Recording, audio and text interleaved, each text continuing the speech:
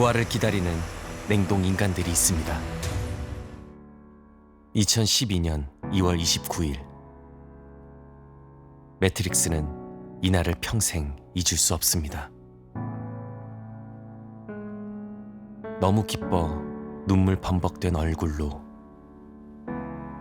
매트릭스는 동생 아인지를 만났습니다. ช่วงแรกๆที่เขาเพิ่งเริ่มพูดได้แล้วเขาก็เริ่มมีเรียกชื่อมีอะไรพวกนั้นครับก็ดีใจมาก 가족 모두가 아인지를 기다렸고 아인지만 바라봤습니다. ไม่คิดว่าเขาชื่อว่าไอซ์แล้วเขาก็เกิดมาก็เป็นสุดที่รักของทุกคนจริง 믿을 수 없는 일이 일어났습니다. ๆแล้วก็เมคิก็ไม่ได้ปลุกก็ไปปลุกนิดนึงครับแต่ปลุกแบบไปสะกิดเขาแล้วเขาก็ไม่ยอมตื่น 아인지의 머리 안에 암덩어리가 자라나고 있던 것입니다. อันนี้ก็คือเหมือนกับผ่าออกไปแล้วรอบหนึ่งแล้วมันเป็นมะเร็งชนิดที่แบบร้ายแรงมากมันก็โตกลับขึ้นมาใหม่ 생후 25개월 이 작은 몸으로 뇌의 80%를 제거하는 대수술을 받아야 했던 아인즈. แต่ว่าน้องก็สู้มาตลอดเหมือนกับเขาแสดงให้เราเห็นว่าเขายังอยากมีชีวิตเจ็บปวดมากกว่าเดิมอะไรแบบนั้นแต่ว่าที่ผ่านมาน้องแสดงให้เราเห็นว่าน้องอยากมีชีวิต 힘든 시간이었지만 마치 어린 투사처럼 고통스러운 수술과 치료를 버텨냈다고 합니다. 그러나 9개월간 무려 11번의 수술과 40번에 걸친 항암 치료까지 받으며 아인지는 조금씩 지쳐갔습니다. 너무나도 짧은 생을 마감해야 하는 아인지를 이대로 보낼 순 없었기에 단 0.01%의 가능성이라도 있다면 희망을 걸어보기로 결심하고 나를 한없이 사랑했던 엄마 아빠는 마지막 인사를 준비했습니다. เรามาถึงที่สุดแล้ว มาถึงที่สุดทางของมนุษย์แล้ว ไม่มีอะไรจะเกินกว่านี้แล้วมนุษย์ไม่สามารถข้ามขีดจำกัดนี้ไปได้อีกแล้ว หนูอ่ะจะอยู่ในใจพ่อแม่ตลอดเลยเนาะใช่ไหม อย่าได้เบียดเบียนซึ่งกันและกันเลยจงเป็นสุขเถิดอย่าได้มี 신이 허락한 삶은 여기까지지만 다시 돌아올 수 있다고 기다리겠다고 사망 선고가 내려진 직후 대기하고 있던 냉동 보존팀은 서둘러 혈액을 빼내고 동결에 필요한 약물을 주입했습니다. 그리고 멀리 미국에 있는 냉동 캡슐로 옮겼는데요. 이렇게 만 2살 아인즈는 세계 최연소 냉동인간으로 불리게 되었습니다.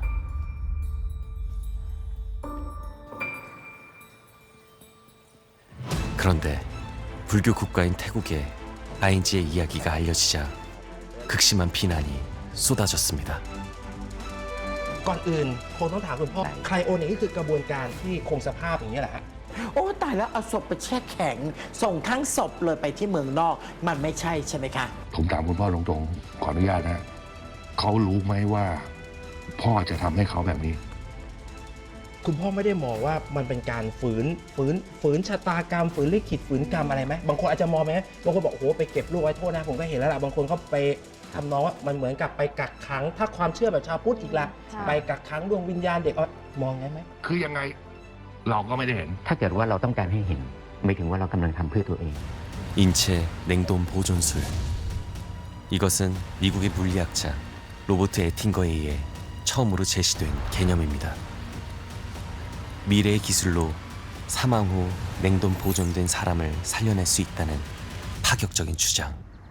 죽어서도 다시 살길 바라는 사람들의 이야기는 먼 곳에만 있는 것이 아니었습니다. 김정길 씨, 그는 작년 5월 언론을 떠들썩하게 만들었던 주인공입니다. 지난달 말 암으로 숨진 80대 여성이 국내에선 처음으로 냉동인간으로 보존됩니다.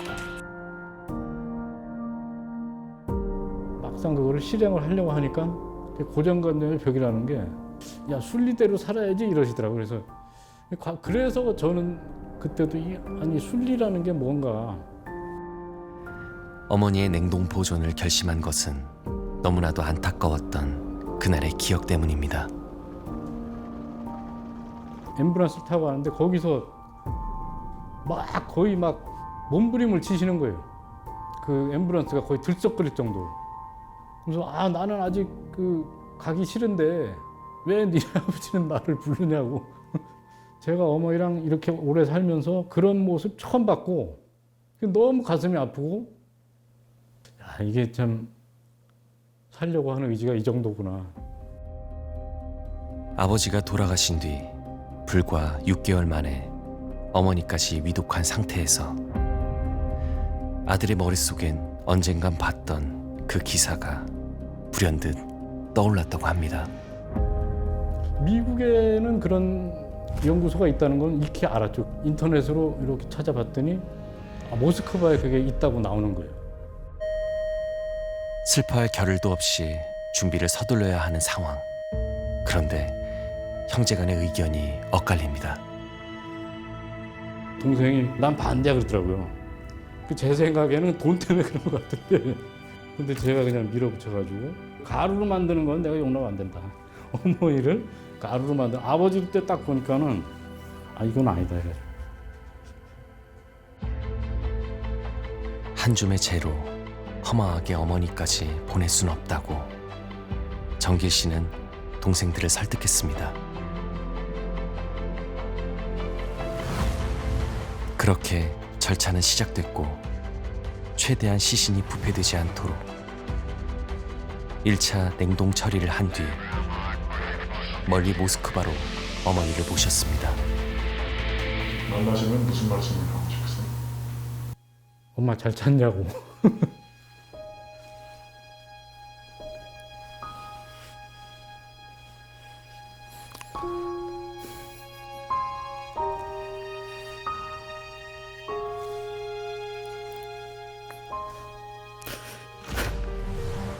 그러나 정반대의 불편한 시선도 분명 존재했습니다.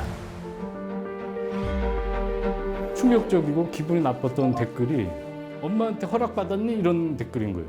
엄마를 얼렸어? 왜 사람들이 별의별 소리 다 하잖아요. 그죠? 댓글도 보면 아주 기도 안 차죠. 집착, 미련, 헛된 망상이라며 죽음을 순리대로 받아들이라고 충고합니다. 하지만 모든 죽음 앞에 우리는 어떤 미련도 없이 담담할 수 있을까요?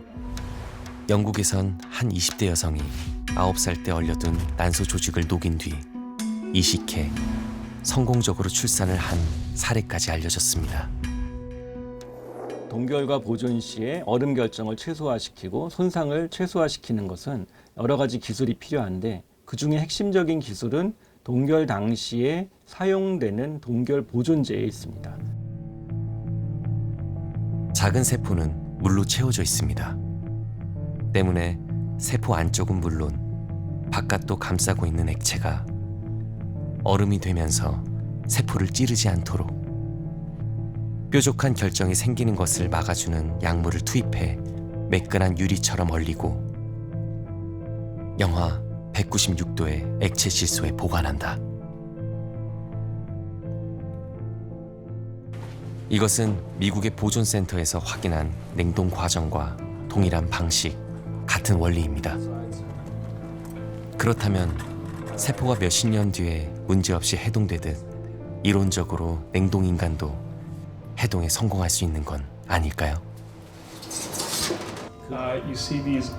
신경과학자이자 두뇌 보존재단을 이끌고 있는 켄 헤이워스 박사는 냉동 보존된 뇌의 상태를 직접 확인해 봤다고 합니다. The cryonics technique, there was at least the way that it was applied, they were not able to show that that you got good preservation of the synaptic connectivity. Turns out that there was a lot of shrinkage of the neuronal connectivity. And within that, it appeared to us that there was damage. 포유동물의 뇌로 실험해본 결과 아무리 약물을 주입해도 유리와 냉동은 실패했고 뇌세포는 심각하게 손상되어 있었다는 것입니다. 전혀 안 되는 거를 사람을 하겠다고 냉동을 하는 거는 그건 돈벌이밖에 더 되겠어요. 그 사람들 마음을 이용하는 거 아니에요. 그거는 사람이 그 희망마저 버리면은 안 돼서 제가 이제 안 된다 소리를 못 하겠지만 그 희망 때문에 또 발전하는 거니까. 하지만 그거는 좀 경계해야 됩니다. 그것 때문에 얼마나 사람들이 고생하고 희망 고문 당하는데요. เฉพาะส่วนหัวของน้องไว้เฉพาะส่วนศีรษะส่วนสมองเนี่ยเพราะว่าเรามองว่ามันเก็บความทรงจำใช่ไหมครับอย่างเช่นว่าเทคนิคปัจจุบันรวมถึงเทคนิคที่ทำกับน้องไอเนี่ยไม่สามารถที่จะถึงจุดๆนั้นได้เนื่องจากว่าใช่ไหมครับแล้วเราจะเก็บไว้ทำไมใช่ไหม 언젠가 이 차가운 냉동 캡슐에서 깨어난다 하더라도 내가 누구인지 어떤 사랑을 받았는지 기억할 수 없다면 다시 사는 것의 의미는 무엇일까? 오랜 생각 끝에 매트릭스는 자신만의 답을 찾았다고 합니다. คำว่าเราเป็นคนคนเดิมเนี่ยมันก็อยู่ที่ว่าเราจะขีดเส้นไว้ที่ตรงไหนเนาะเพราะว่าเมฮิกเองก็ไม่ใช่คนคนเดิมจากเมฮิกเมื่อวานไม่ใช่คนคนเดิมกับเมฮิกเมื่อ10 ปีที่แล้วแต่ว่าก็การที่กลับได้มีโอกาสกลับมาเนี่ยเมฮิกก็มองว่ามันเป็นโอกาสเป็น opportunity ที่ดีอย่างหนึ่งถึงแม้ว่าเราอาจจะไม่ได้เป็นคนเดิม 100% แล้วก็พยายามทำให้ทุกอย่างมันเหมือนเดิมที่สุด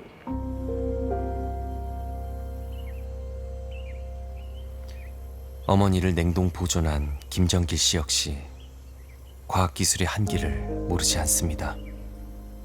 아직은 해동 기술이 없잖아요 하는데 그런 건 부수적인 거죠. 일단 저렇게 보존해서 미래 의술을 기대하고 뭐 기다리는 거죠. 그죠?